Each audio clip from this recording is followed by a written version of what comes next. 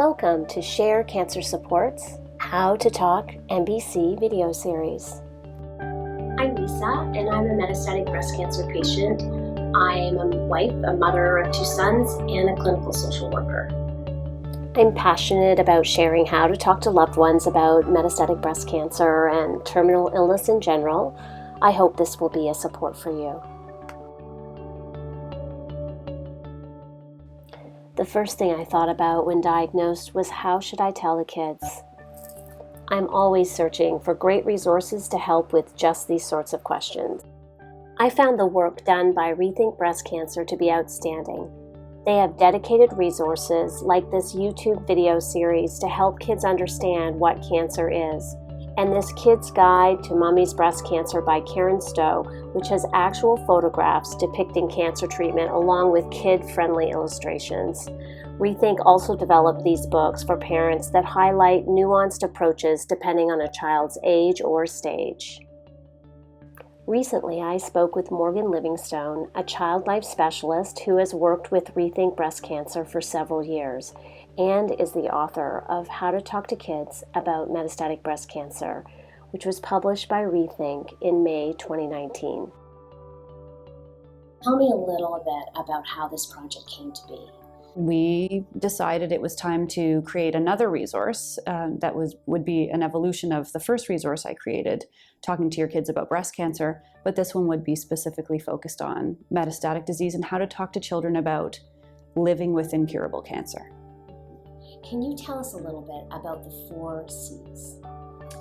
Well, the 4 C's are important statements to have with children because children are problem solvers. They always want to know what caused something, and it's important for children to know that there's nothing that they did that caused this to happen, and that there is, in this case, there isn't a cure that we know of, which is the most important because it's growing and changing every single day, how we treat cancer at stage 4. However, kids also need to know that they can't catch it like a cold. They're quite logical when we think about sharing germs, and they easily could assume that they would catch cancer as well. So we always want to clarify that they can't catch it like a cold, and that there's nothing that they did to cause this, of course. So children have those magical minds that we need to really clarify with important statements. We also want to offer children information about how they will be cared for during mom's treatment and potentially after her death, because they're quite logical thinkers. It's important to address these 4 questions with your kids, even if they aren't asking them specifically. And you also provide in the book sort of a guide on how much information parents should be providing. Can you talk a little bit about that? Well, I think that varies, of course, child to child and family to family. There are some children that are information seekers, and they fall in love with an idea and want to learn more and more about it. So for many young children, they need to understand what cancer is, and it's about cells and cells growing out of control. And especially for younger children that want information, we need to pace that information so that it isn't overwhelming. So what we'll often do is how much information do you want and when can I update you? So the book talks about, letting children make a decision. Should we have daily updates at the dinner table, or would you like to come to me and talk to me when you need information? Or should I just check in with you every once in a while to give you a little update? So bite-sized chunks of information are always what I favor, but some kids are really needing more information, and then they'll let you know when they need to take a break. The youngest children actually will take in very serious information and then look at you and say, okay, well, I'm going to go play with my blocks right now. And it isn't anything to do with them being rude or not taking in what you've just said. It's a moment that they need to take a break and to play out the new information, to assimilate and accommodate that new information into their bodies and into their minds in a safe place, and play is usually that avenue. And another element that's mentioned is the use of repetition, that some children will need to be told the same bite-sized chunks of information multiple times. Yes, so the repetition is important because very young children learn that way. And for older children, clarifying the information and making sure that they understand the information that they've been given is really important. So very young children might ask 1,000 times. so where is your cancer? And they'll need consistent messaging, because the moment you slightly change it is often when kids go, well, wait, yesterday you said something a little bit different. I can see that being really important to the people around the family. So friends and other family members who are helping out or who are a big part of the child's life. Yeah, that consistent messaging does need to continue throughout the larger family group. The consistent messaging also helps people if they just are at a loss for the words or they're emotional about what's happening. If you have kind of a standard script that you're using with the kids about, mommy was feeling better, but the doctors have found that something changed and the cancer has changed now, and it is in mummy's. So let's talk about the section that you have in there that's on ages and stages, and how each age and stage a child needs different information and different supports. Well, I think it's important for families to understand that, of course, children move in and out of ages and stages, and often at times when there's illness might even regress a little bit. So these are a wonderful kind of guideline for families to be able to look at things specific to each stage of development that are important. So for children 7 to 11, they have an understanding of death, but might have some misunderstandings about what happens when someone dies or what happens to the body when it dies, because we have fantastic and amazing movies and stories out there where characters come back, or at the end of life you become a zombie.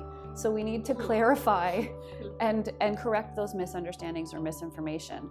For even younger children, when we talk about illness, they very much think of illness as a cold or a flu. So mommy, is your nose runny? Did you throw up? So we have to help them understand that it's different. Just like we talk about you can't catch it like a cold. In this case, with the ages and stages, helping to clarify that they might not understand that illness is serious beyond a cold or a flu. So that's where the repetition is important, and that's when using language to help explain that this is something different than a cold, or it's something different than the time that you threw up. Helps to clarify for children that this is not like anything they've experienced before. It's also a great opportunity for us to remind families that talking about death is difficult at all ages, and that there is something at all different ages that we can help children understand about death as a part of life. How do you help children find the right words to talk about their parents' metastatic breast cancer with other kids, with other people, with teachers? I favor, just like we're using scripts when we're talking to children about mom's metastatic disease, we want to give children an opportunity to use scripts when they're talking about it with other people. Of course, some families choose to be private about that, and that's okay. And it's important to let children know that if mommy's choosing not to tell a lot of people, that is her choice, and that she would like her child to do the same. However, it is important, if the child decides to have some appropriate scripts for when they want to share or talk about mom's cancer with someone else. I often will give children 2 sets of scripts. So when someone asks them, I heard your mom is sick, for a child to say, yeah, my mom is sick. It's called metastatic breast cancer, or it's called cancer, and I don't want to talk about it right now, is important to have. And then for other friends or other times when that child is willing and able and comfortable talking about it, for them to say, yes, my mom has something called cancer, and let me tell you a little bit about it. And then they can explain what they know about mom's cancer. It also gives us an opportunity too, when they're choosing to speak to someone about their cancer, to again correct any misunderstandings or misinformation. So if a safe person that they've chosen to talk to or share this information with is someone like a teacher or a babysitter or even an extended family member, this is again that opportunity for us to say, oh, and thank you for sharing that with me. I need to help you understand that it isn't going to make mom's arm fall off.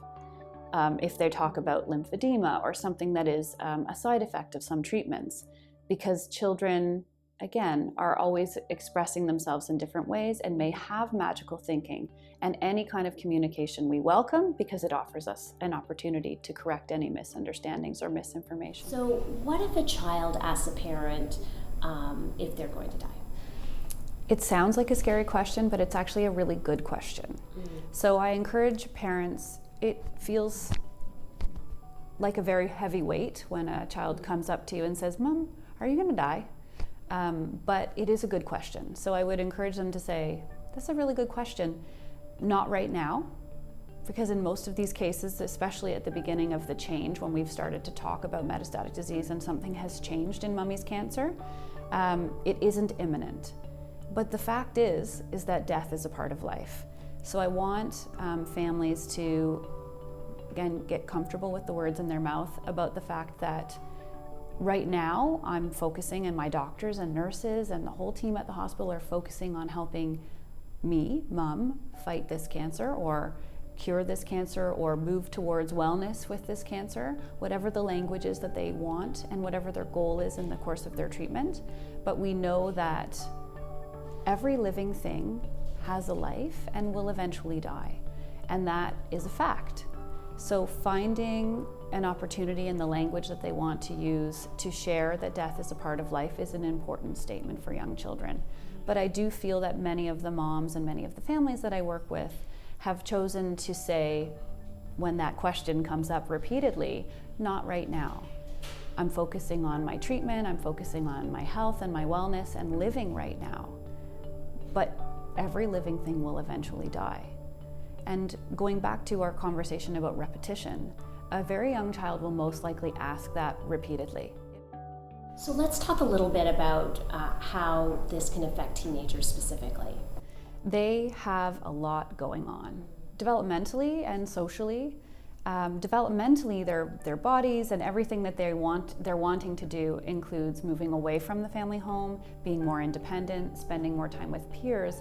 And when something very serious like this happens, when mom has been diagnosed with metastatic breast cancer, it really pulls against that development of moving away towards pulling you back into the family home, wanting to be around mom and needing to be around mom. So there is a lot of conflict for teenagers. Not everyone, of course, but for many that have been choosing to spend more time with their friends, which is a completely natural part of their development, this can really complicate things for them and their stages of development. However, I think it's important for families to know that that's normal. That desire to want to spend time with your friends or even talking to them on the phone, which connects us around the world now 24 hours a day, isn't wrong. That wanting to be with your friends is a part of natural development for teenagers. And finding ways to connect with a teenager will include these very serious discussions and conversations in offering the information that you as a woman and as a family want to share with your teenager, because they do have access to all the information on their tablets and on their phones. So sharing what is specific to your experience and your breast cancer is very important. It's also important to note that we should never assume that they fully understand either. That some of the tenets of medical play and the work that I do as a child life specialist does include helping to educate and inform them about just what is happening in mom's body, and that we should never assume that they fully understand or know it. And a little bit of medical-based play is essential to helping them understand it clearly. For some of the teenagers that I work with, and actually for young children, it's also good to start with just simple statements that they can finish. Mm-hmm. So statements like, "I often wonder if," and allow the child an opportunity to finish that. It could be, "I often wonder if I'll fly to space one day." Or it could be, "I often wonder if my mom's hair will fall out again." I think we mentioned the phone earlier, but for teenagers who would easily go and check in Dr. Google and get really afraid with some of the information that they would see on the internet, what sort of recommendations do you make to families regarding that? I always start those conversations with teenagers because I don't assume, but I will say, "Show me what you've found so far. Show me." Because I, again, don't want to assume. Unfortunately, there is a lot of information and misinformation out there about the causes of cancer or the reasons why people have metastatic disease. And I always want to help clarify to teenagers that, again, nothing mom did caused this to happen. She didn't eat too many carrots, or she didn't smoke when she was a teenager and caused this to happen. What we know about breast cancer is. And then I help give that information in a correct and bite-sized format But I think that the initial recommendation I always have for families is to say, what have you looked at? Show me what you've seen. And then go from there, because many teenagers are quite savvy, of course, and the internet is available. There are other teenagers too that avoid it at all costs because they don't want to know the horrors that could be. So it is wonderful to open dialogue and to sit down and say, show me what you have seen, or ask me a question that you might have, and I'm happy to answer it as best as I can. And it comes back to that I don't know statement too, whereas if you don't know, an answer to a question, that's okay. And it's really important that you say, I don't know, but I'll ask my doctor next time I see them, or why don't we take a look and we'll answer that question together. Because I do feel like working together and looking up information together really helps provide a safety net for teenagers when they're looking at what could be potentially an overwhelming amount of information. A very sincere thanks to the talented team at Rethink Breast Cancer, MJ Decoteau, Tanya Kwong, and Shauna Rich Ginsburg, along with everyone involved with the How to Talk to Kids About MBC and the Mission Discovery video series. You can find the resources mentioned in this video on the Rethink Breast Cancer website at rethinkbreastcancer.com. Join us at Shared Cancer Support for more education, videos, webinars, support groups, and TalkMets, a dedicated peer-run MBC helpline available to you 6 days a week. No one should face MBC alone.